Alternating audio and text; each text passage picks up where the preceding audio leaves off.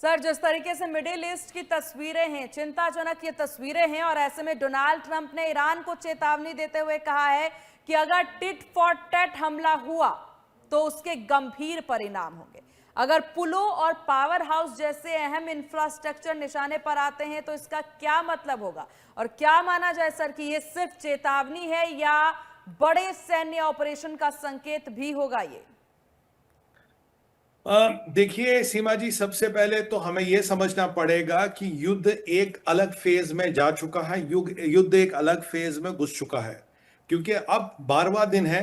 Constantly strikes हुई है पूरे ईरान में। और मैं आपको बताऊं, आज जो स्ट्राइकें रात भर हुई वो स्ट्रेट ऑफ हॉर्मुज से करीब करीब 1000 से 1500 किलोमीटर दूर है। ईरान के पास जो मिसाइलें, अधिकतर जो सबसे बड़ी लॉन्ग रेंज वाली मिसाइलें, उनकी रेंज 2 से 2500 किलोमीटर है। यानी कि ईरान के आखिरी कोने पे स्ट्राइक हो रही है, जिससे हॉर्मुज को या जिससे शिपिंग को कोई खतरा नहीं है, वहां से निकलने वाले शिप्स को कोई खतरा नहीं है। यानी कि युद्ध का अब जो अभिप्राय है, जो युद्ध के निशाने पे, वो हॉर्मुज की सुरक्षा नहीं बल्कि ईरान की ओवरऑल मिलिट्री स्ट्रेंथ, जैसे हमने कल कहा कि आर्मी पे, ईरान की आर्मी पे अटैक होने शुरू हो गए, उसको खत्म करना और उसको दिन ब दिन ध्वस्त करना। और ईरान की ओवरऑल मारक क्षमता, चाहे वो IRGC के माध्यम से हो, चाहे उनकी सेना के माध्यम से और भी किसी मलेशिया इत्यादि के माध्यम से हो, उसको ध्वस्त करना।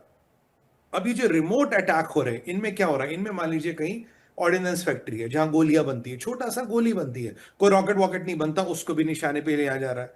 कहीं आपकी मान लीजिए मिलिट्री कैंटीन टाइप जगह है, उसको निशाने पे लिया जा रहा है। कहीं मिलिट्री का कोई हाउसिंग सोसाइटी, उसको निशाने पे लिया जा रहा है। यानी कि ओवरऑल डिफेंस इंडस्ट्री को, डिफेंस इकोसिस्टम को पूरा क्रम्बल करने की व्यवस्था। और जो उस डिफेंस इकोसिस्टम और इंडस्ट्री को सपोर्ट करती है कोई इंडस्ट्री, मान लीजिए जी मैं जूतों का सप्लायर हूं, तो मेरी फैक्ट्री भी निशाने पे आ जाएगी क्योंकि मैं मिलिट्री को जूते बेचता हूं। मतलब ऐसा तरह का ये धीरे धीरे धीरे धीरे युद्ध बढ़ता जा रहा है। क्योंकि ट्रंप का कहना है कि एक निर्णायक युद्ध होगा। कल अमेरिका के जो 4 लोग मारे गए थे, वो उनकी लाशें आई अमेरिका। मुझे लगता है, I am not very sure, क्योंकि एक बंदे का नाम है एंजल राम प्रसाद, हो सकता भारतीय मूल का, हो सकता भारतीय मूल का ना हो। तो ये एक, तो तब से ट्रंप का जो मैंने एक बॉडी लैंग्वेज देखा, वो उसकी एक होता है ना, जब आप हताशा में, आपको गुस्सा होता है, आप हताशा में ऊपर गुस्सा आपका ज्यादा, तो उन्होंने बोला था now the hell gates will open on Iran. कल उन्होंने फिर ये स्टेट सिस्टम बोला और उन्होंने कल एक चीज बड़ी स्पष्ट कर दी। बोला अगर एक टैंकर पे अटैक हुआ तो आपका एक पुल जाएगा, एक और टैंकर पे आपने अटैक की चेष्टा की तो आपका एक बिजली घर जाएगा। जब भी आप किसी भी कमर्शियल टैंकर पे अटैक करो, बमबारी तो जारी रहेगी। जो ये कार्रवाई है 1000-1500 किलोमीटर अंदर ईरान में जाके बॉम्बिंग करने की ये जारी रहने वाली है। बट उसी के साथ एक बिजली घर, एक पुल, एक बिजली घर, एक पुल, ये जाता रहेगा। और पहले हमारा प्रयास रहेगा जो तेहरान के आसपास है, जहां तेहरान को बिजली मिलती है, पहले तो भैया उनको हम ध्वस्त कर दे, ताकि जो तेहरान की जो मुल्ला रिजीम है, इनको बिजली पानी नहीं मिलेगा, पानी तो वैसे ईरान में कम है, तो उनकी और परेशानियां बढ़ेंगी। और इसी को ट्रंप ने कल कह के कर दिया। अब बोलेंगे क्या? देखिए, रात को फिर 1-2 टैंकरों पर अटैक हुआ, करीब 3-4 टैंकरों की खबरें आ रही है। पर कल जो अमेरिकन ने अटैक किया सीमा जी, वो था बुशेर के पावर स्टेशन पे। देखिए, बुशेर न्यूक्लियर पावर स्टेशन है, न्यूक्लियर रिएक्टर है, उससे न्यूक्लियर पावर बनती है। उसका जो बिजली घर है, जहां से वो डिस्ट्रीब्यूट होता है या लोगों को मिलता है, उसको कल ध्वस्त कर दिया गया है। यानी कि वो जो पावर स्टेशन है, एक पूरे क्षेत्र को पावर देता था, पूरे क्षेत्र को। बुशेर पार्श बंद है। अब इनको कभी लगता हो बुशेर को चालू करेंगे। आप जानते हैं कि ईरान का पावर ग्रिड फेल हो चुका है। 14 से 16 घंटे का पावर कट है, डिपेंडिंग ऑन द एरिया, किस क्षेत्र में है।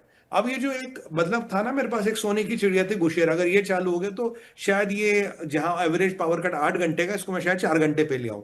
जो इसका पावर हाउस है उसको ध्वस्त कर दिया गया है। और बुशेर पे आप जानते हैं कि ईरान ने अपनी पूरी जो एंटी एयर डिफेंस सिस्टम है वो लगा दिया था कि ये ध्वस्त ना हो, उसको ध्वस्त कर दिया गया है। तो ये ट्रंप केवल कह नहीं रहे, कल रात को एक बड़ा एक्शन कर दिया गया है। मैं मानता हूं बुशेर के पावर हाउस के जाने का मतलब है आपने लगभग 10 से 15% ईरान की बिजली प्रोड्यूस करके उसको डिस्ट्रीब्यूट करने की क्षमता को ध्वस्त कर दिया है। यानी कि अगर मैं छोटे मोटे एक बिजली घर को मान लीजिए उड़ा देता हूं तो आसपास के क्षेत्र इफेक्टेड होगा। बट अगर मैंने बुशेर के पावर हाउस को उड़ा दिया तो 10, 15 या 20% टोटल कैपेसिटी को मैंने हिट कर दिया। तो ट्रंप लिटरली कहते हैं ना इंग्लिश में, वॉकिंग द टॉक, जो कह रहे हैं उसको करके दिखा रहे, क्योंकि रिजीम को कोलैप्स करना अब एकमात्र लक्ष्य बन गया। और मैं आपको बताऊं, रिजीम कभी हार नहीं मानेगी, रिजीम लड़ती रहेगी।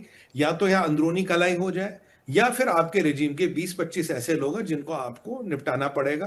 काफी लोग रिजीम के ऐसे भी जो कह रहे जी हमें तो डील करनी है, हम डील करना चाहते हैं, हम डील करना चाहते हैं, बट ट्रंप अभी डील करने के मोड में नहीं है। और अच्छी रणनीति है भाई, ब्लॉकेट जारी है, बॉम्बिंग जारी है, ठुकाई पिटाई जारी है, बातचीत होती रहेगी, कोई बात नहीं। इंशाल्लाह जब बातचीत होनी होगी वो भी कर लेंगे, चाय कॉफी भी पी लेंगे, पर मिलिट्री एक्शन नहीं रुकेगा। याद कीजिए, रिजीम ने कहा था मैं 10 दिन का सीज फायर दो, जो दायित्व पाकिस्तान को दिया गया था, और पाकिस्तान वो दिलाने में रिजीम को कामयाब नहीं रहा। तो अब मैं रोज देख रहा हूं, जब मैं इनका चीजों का गहन अध्ययन करता हूं, level of attack, American attack with every passing day, her passing day के साथ इसकी मात्रा, इसका फैलाव और इसकी तीव्रता और इसका आघात बढ़ता जा रहा है। जी।